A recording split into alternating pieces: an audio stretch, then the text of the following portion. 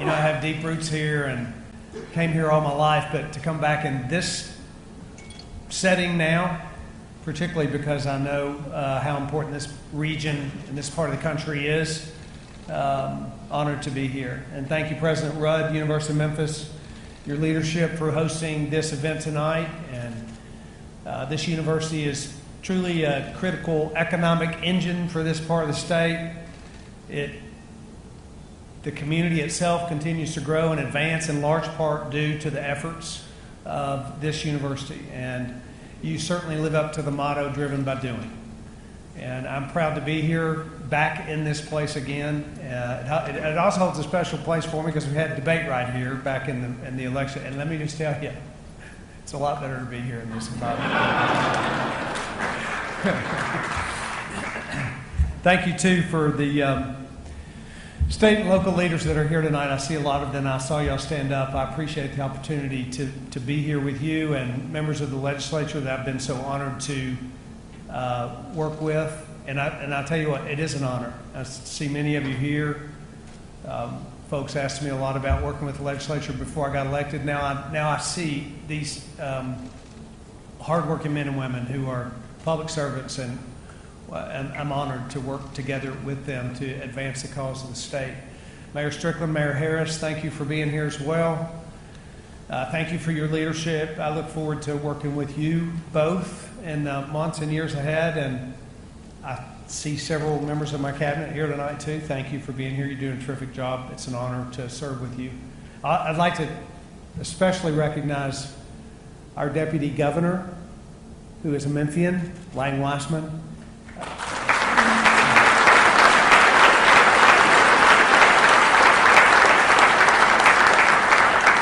I've said all along that West Tennessee is an important place and that we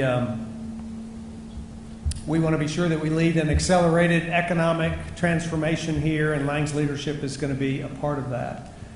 Before I begin, I want to take a minute just to thank first responders and emergency personnel and members of TEMA. And there are a lot of folks that have been out over the last couple weeks working hard to protect citizens. There are a lot of flooded areas, particularly in this part of the state. In fact, tomorrow we're going to be touring flooded areas as the water is receding, particularly over in Hardin County, to that process of assessing damage, and we're doing that. We'll be doing that tomorrow. And in fact, I signed an executive order today that helps speed that recovery process up. And we're just keeping an eye on that, and certainly our hearts are with the families of those. We lost Tennesseans in these flood waters, and our hearts go out to them. So I want to begin with a story. The year that my oldest daughter, Jessica, turned 16, she and I took a father-daughter trip for her birthday. And we had been through some very personal tragic struggles, both of us together. And so we decided to do something that was overcoming. So we traveled to Wyoming, went out west, and decided to climb we went to Grand Teton National Park to climb one of the tallest mountains in the United States. And it is a difficult and technical climb. And we spent months preparing physically and mentally to do it. The apex of our trip would take us to 14,000 feet. And on the first day, we were to hike up to 11,000 feet and stay in a base camp. And as we neared the base camp, our guide, probably sensing my nervousness, he pulled me aside and he said something very important to me. He said, "You need to make a decision that you're going to make this climb before you get to the base camp.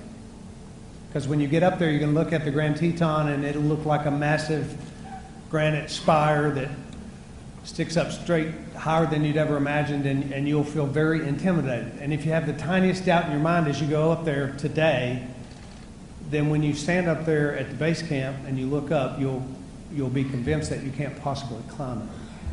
He told me that I needed to decide right then and there whether I was going to finish the climb. And I did decide, and we did finish. And I'll tell you, like everything that's difficult, the view from the top was well worth the climb. As a state, our challenges too, are difficult, and the climb will require great effort. But Tennessee is a remarkable place with remarkable people. And I think that we all can agree that while very important things happen within the halls of government, it's actually what happens outside the walls of the Capitol that makes Tennessee truly great. And nearly every Friday since we've taken office, my wife Maria and I have left the Capitol and been out into the communities to learn more about what makes our state work. We've met a lot of folks. Met a soybean farmer in Lake County who navigates the floodwaters of the Mississippi to pull in an agricultural harvest and maintain our tradition of ag. We met a third grade teacher in a school in North Nashville who works overtime to make sure that her kids read at grade level and that they are a part of an education system that has one of the fastest improving results in the country. And we met a small business owner in Jamestown who employs his neighbors and serves to keep the backbone of the Tennessee economy running strong.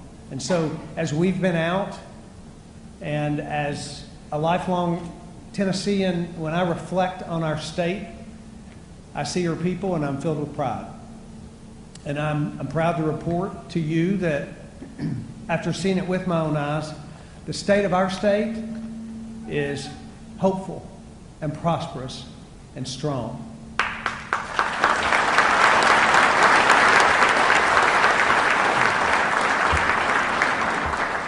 God has truly blessed us.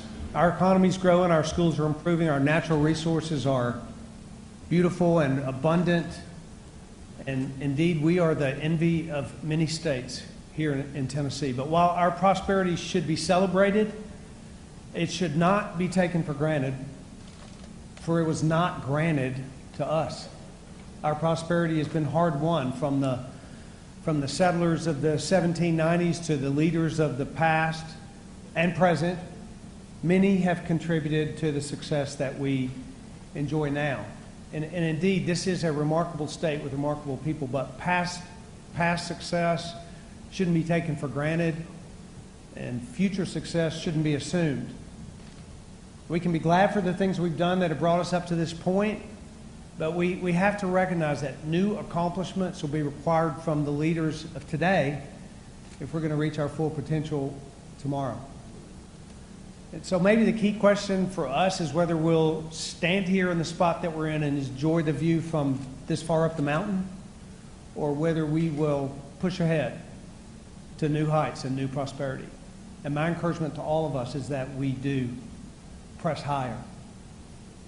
A stronger education system, a better prepared workforce, a system of justice that actually lives up to its name, and safer neighborhoods all across Tennessee. These and more goals are within our reach if we will unite behind a common vision. So in addition to delivering the State of the State address, I was also challenged to deliver and present a budget this week. And by God's favor, our state is in a strong financial position. And I believe that my proposed budget reflects that. Managing a budget is one of the most important jobs of government. And proposing a fiscally responsible budget is one of the most important jobs of a governor.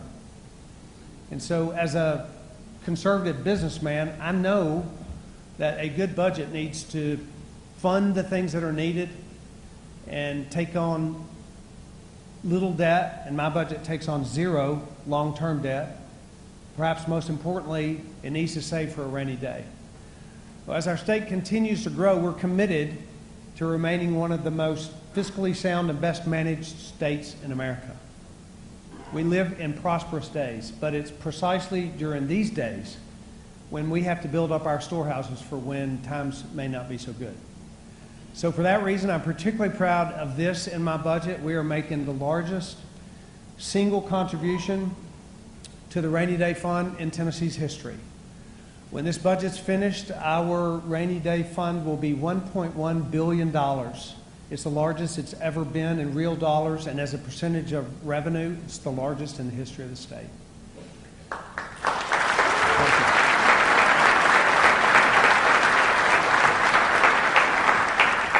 I've said many times that Tennessee can and should lead the nation, and I think this budget will help us do that. And in particular, in alignment with this budget, there are 4 things in the budget and in my legislative agenda that I think that we have to do if the goal to lead the nation is to become a reality. First, Tennessee must deliver a world-class education, and that education must be aligned with the needs of the job creators of today and of the future. So to accomplish that, our students need more guidance, our teachers and our principals need more support, and our parents need more choices. I've often spoken about the 4 out of 10 kids in our state that will not attend college. And for them, we must vastly strengthen our vocational and technical and agricultural educational offerings to make sure that they are career ready. After 35 years in the private sector, I know that the job market can change quickly. And education must stay in sync with industry. When companies like Google and Apple and IBM no longer require a 4-year degree for some of their high-skilled jobs, then we know that we need to think differently about how we prepare our kids for success in their career. Elementary and middle schools need to begin skills training earlier. And from top to bottom, I believe high school needs to look really different.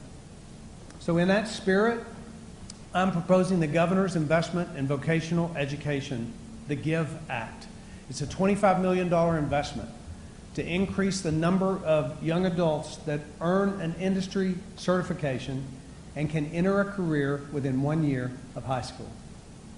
Another one of our goals is to put Tennessee in the top half of states in the country in technology sector job creation by 2022. So to that end, I recently announced something called the Future Workforce Initiative, a $4 million effort to increase science, technology, engineering, and mathematics, STEM training in our K-12 schools.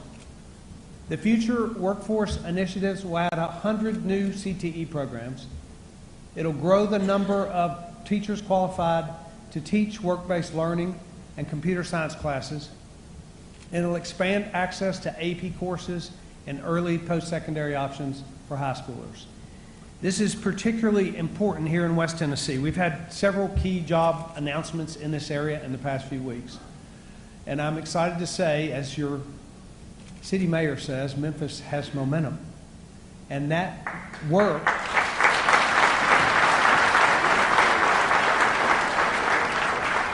and that momentum will continue here so long as we work to build an education system that helps graduates be better prepared for the workforce.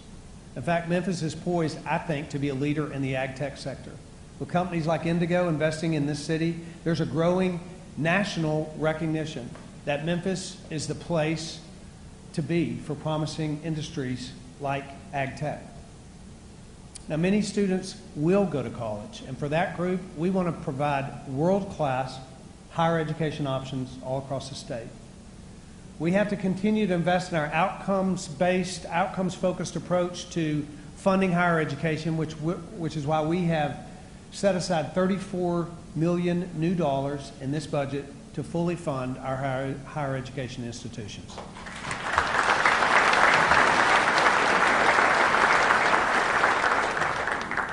We'll also invest more than $12 million in financial aid to add nearly 7,000 students in need to those that we help attain college or to obtain a certificate here in Tennessee. Now, we're making CTE a major priority, but we also want to do other things well. I fundamentally believe that every child ought to have access to a great traditional public school. And so as we consider expanding options in our state, we have to redouble our efforts to be sure that public schools in Tennessee are well resourced, that Tennessee's teachers and principals are the best and most celebrated in the business. First and foremost, in this budget, we are fully funding the basic education program, and we're recommending $71 million, a well-deserved 2.5% pay raise for teachers.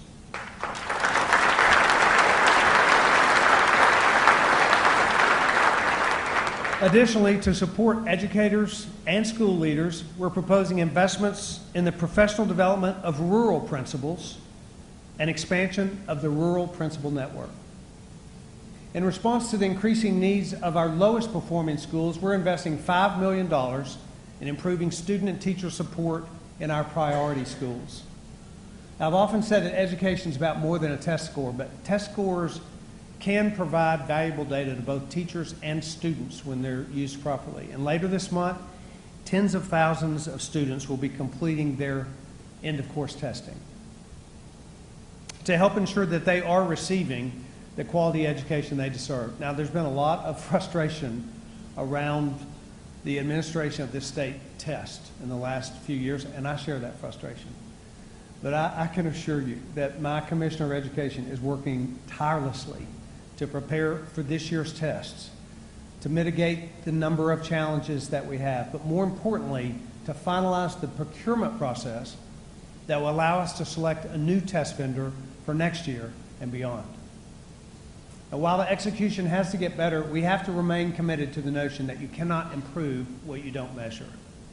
But going forward, our focus in testing will be to execute a testing regimen that is trustworthy and that is helpful and that is on time.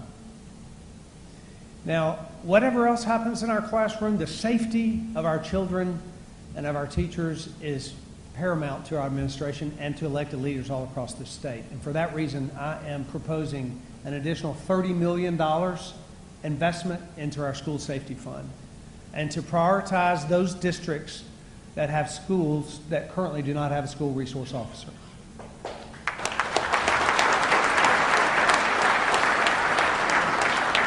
And together we can make sure that every school in our state is a safer place for students.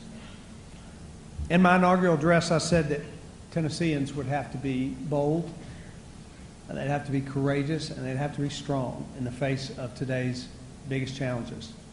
And one of those challenges that we face is closing the gap between the quality of education offered to students regardless of their zip code. Tennessee has led the nation in important K-12 education reforms over the last decade, and we've seen the payoff. Our student outcomes have been some of the fastest, if not the fastest, improving in the nation. But sustained improvement requires constant innovation, and we have to keep looking for the next game changer. Parents need more choices with respect to the education of their children, and those options should be well-funded, and they must be highly accountable. I think highly accountable public charter schools are a great model for expanding choice without sacrificing quality, and I have seen firsthand how they can dramatically impact the life and trajectory of a student. In my budget, therefore, we are doubling the amount of public charter school facility funding, and I'll support legislation this year that makes it easier to open good charter schools and easier to close bad ones. But I believe that we should do even more. Nearly 1 in 3 students born into poverty in Tennessee will not finish high school. And when a kid doesn't finish high school, they are much more likely to stay in poverty. Low-income students deserve to have the same opportunities as every kid in this state. And we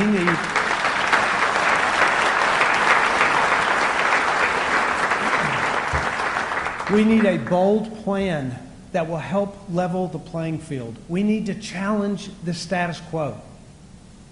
We need to increase competition and not slow down until every student in Tennessee has access to great education. And we're not going to get big results in our struggling schools by nibbling around the edges. And that's why we need education savings accounts in Tennessee this year. ESAs will enable low-income students from the most underperforming school districts to attend an independent school of their choice at no cost to their family. Now, many will say that programs like this will take away money from public schools, but my ESA plan will invest at least $25 million, new dollars, into public schools in the first year to fill the gap when a student transfers to another school. My ESA plan will actually strengthen public schools and provide choices for parents at the same time. Creating competition and providing a new incentive for schools to improve will provide thousands of opportunities for students. And I will work hard to make sure that this is the year that every student in Tennessee has a chance at a good education no matter where they live.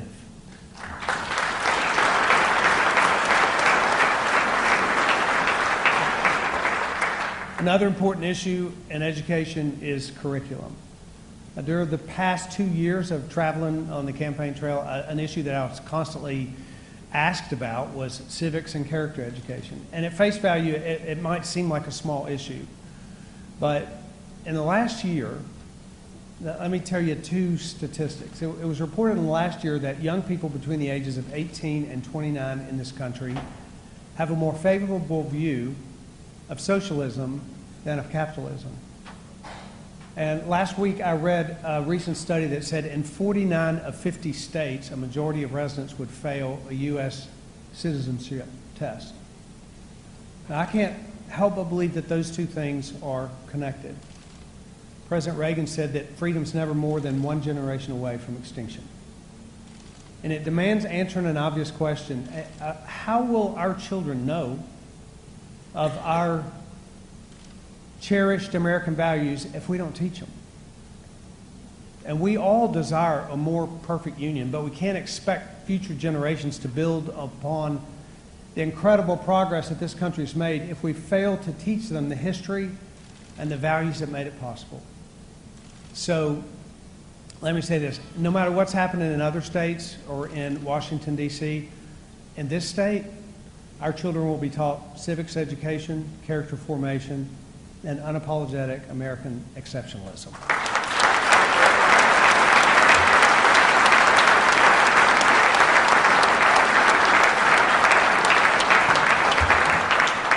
And we are beginning that effort by creating the Governor's Civics Instructional Seal, which will recognize schools that excel at teaching civics education. Now, I said there were 4 things that we have to do if we're going to lead the nation. First, we have to build a better education system. Second, we must build a criminal justice system that is tough, and that is smart, and that is, above all, just. For decades, this country's been too willing to fight crime on the surface alone, lock them up and throw away the key. But now, in more ways than one, we're paying the price for that. Tennessee is currently incarcerating more people for longer than we ever have. And the population in our county jails is growing daily. Incarceration has a generational impact too. Children with an incarcerated parent are at greater risk of being incarcerated themselves. And beside the human cost, there's an actual cost in dollars. Incarcerating an adult in the state of Tennessee costs $28,000 taxpayer dollars a year. And the cost to incarcerate a juvenile is many more times than that. And for all the trouble and cost, what are our criminal justice outcomes? Violent crime is up, recidivism is high, jails are filled and struggling to make ends meet. Now, let me be clear. For violent offenders, for drug traffickers who prey on our citizens, justice should be swift and it should be severe. But we have to get better at helping those who will be released prepare to reenter society and not reenter prison. It's past time that our state's leaders speak together with one voice on what I believe is a very important issue. When it comes to reforming our state's justice system, the cost of doing nothing isn't zero. Families pay the price. Victims pay the price. And taxpayers pay the price. So in my proposal to the legislature this year, I recommended a series of smart reforms that will make a big difference.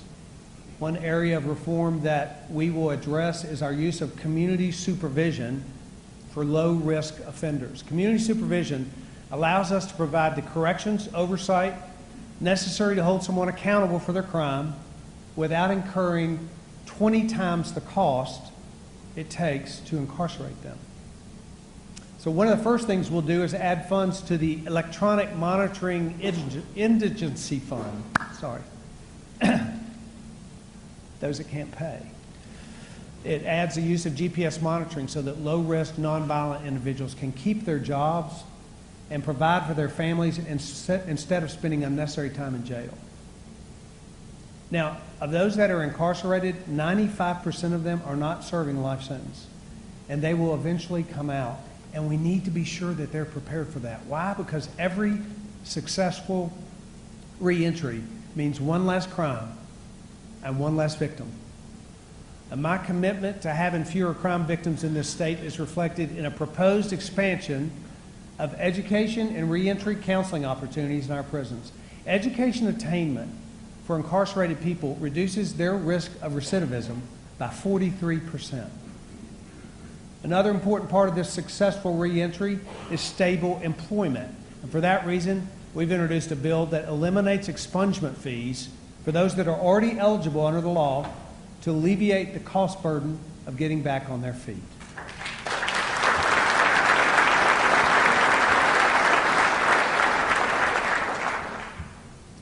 We must take bold steps to stop the scourge of drugs illegally trafficked into our state. Now, I pledge to make Tennessee a state that drug traffickers would fear. And I will make sure that prosecutors and law enforcement have the tools that they need to make that a reality. We're increasing the penalties on dangerous drugs like fentanyl. And we're making it clear that we'll have no leniency on high-level drug dealers who target the residents of our state. And we need more than just strong laws to keep our communities safe. We need strong law enforcement.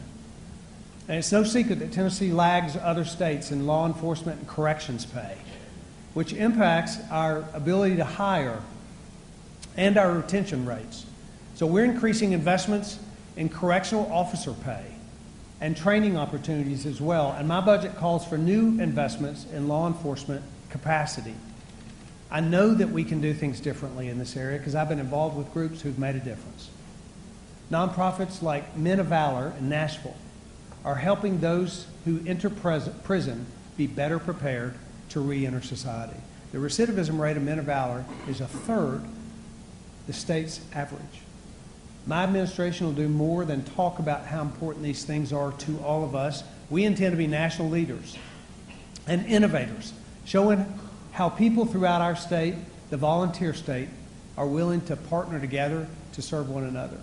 So this week I was proud to announce the Volunteer Mentorship Initiative to equip Tennesseans throughout the state to mentor fellow Tennesseans who are currently in prison.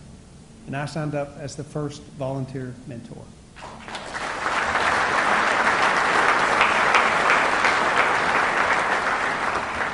This initiative will begin by working with Tennessee-based nonprofits like Men of Valor and others to pair degree-seeking inmates with mentors on the outside as they seek better opportunities for themselves during their time in prison and their first days back in their communities.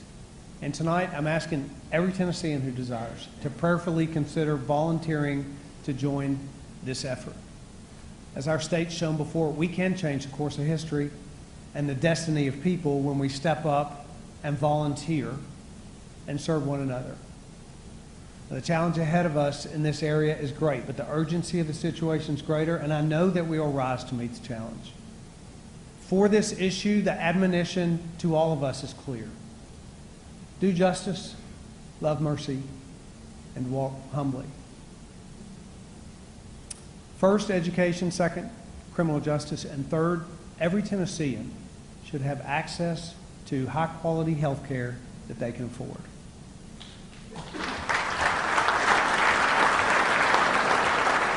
This is an ambitious goal that no state has accomplished, and Tennessee won't accomplish it overnight, but we will work with patients and providers and payers to establish Tennessee as a world-class healthcare market for our people using transparency and competition. To begin this process, I've asked our Finance Administration Commissioner, Stuart McWhorter, to chair a healthcare modernization task force that will work closely with private sector stakeholders, policymakers, communities across the state to develop a list of reforms and critical investments. We have brilliant minds in healthcare in this state. If any state can do it, we can.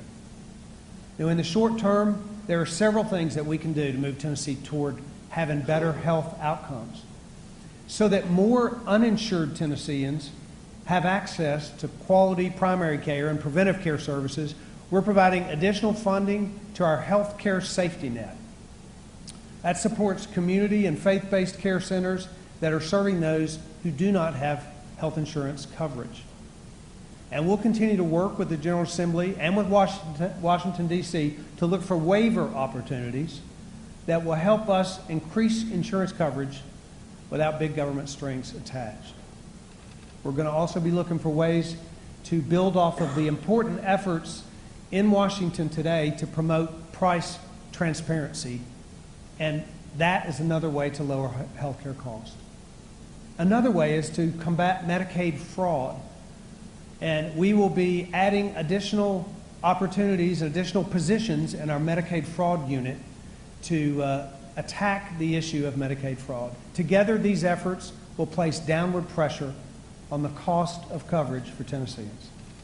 I'm also committed to working with our rural communities to make sure that they have quality health care that meets their current and their future needs.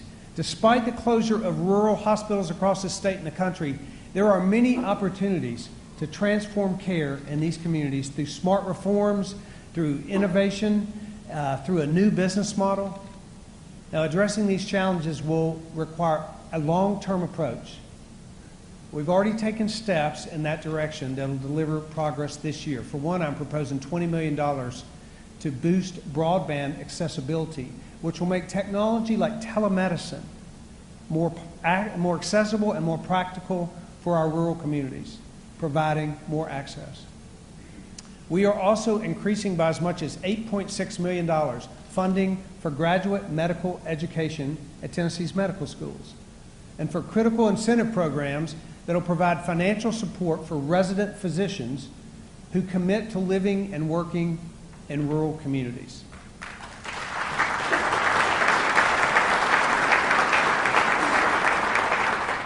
Now, too often the conversation around healthcare focuses exclusively on physical health. And physical well-being is important, but a national conversation around mental and behavioral health is long overdue. Nearly 300,000 Tennesseans are facing serious mental and behavioral health challenges, and far too many are slipping through the cracks. I made a vow on the campaign trail to strengthen the mental health safety net, and I intend to do just that. In this budget, I'm recommending an increase of $11 million in recurring funds to our behavioral health safety net and our regional mental health institutes. These providers provide much needed services, particularly for those who do not have health insurance coverage. To be truly champions of mental and behavioral health, we have to put everything we have behind defeating the opioid crisis in Tennessee once and for all.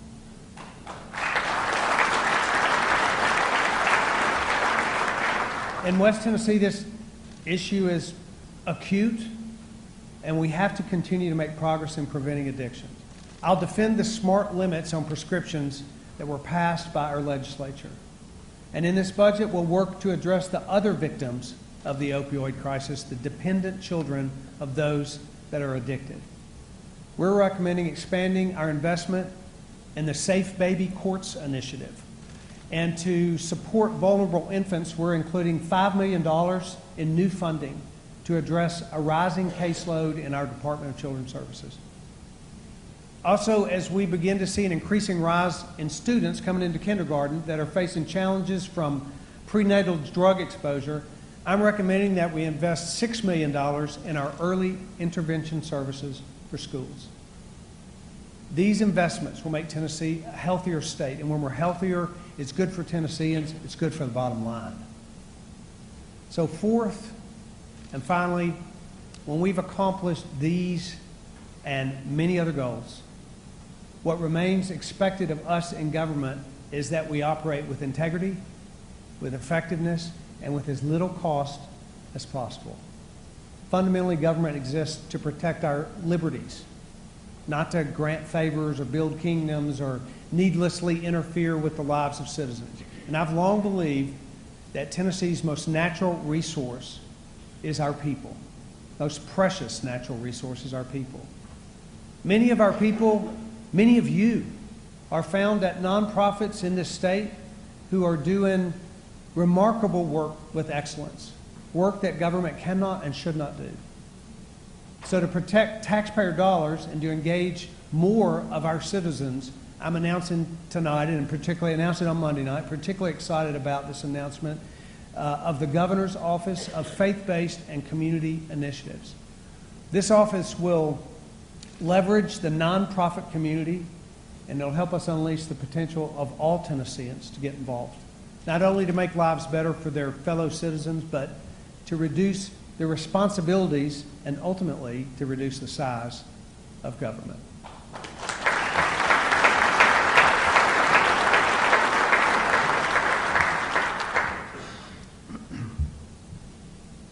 As my daughter Jessica and I neared the end of our climb to the summit of the Grand Teton, we came to a place in that climb that's famous for its very narrow ledge. And to make it worse, there's a section of that ledge that has 1,000-foot exposure, as they call it in climbing, which means 1,000-foot fall if you take the wrong step. And the point is, the only way to get across it was to put your face forward against the mountain and step sideways across the gap. And whatever you do, you don't look back and you don't look down. As a state, we find ourselves in a very strong position on this side of the gap with a very nice view. We can choose to stand here and enjoy it, or we can choose to step across the ledge and move to higher and better ground. But if we decide to go higher and farther, we have to resolve to not look back and not look down. If we lead Tennessee well, Tennessee may well lead the nation. My prayer is that we will all work together to do just that. May God bless you, and may God bless the great state of Tennessee. Thank you.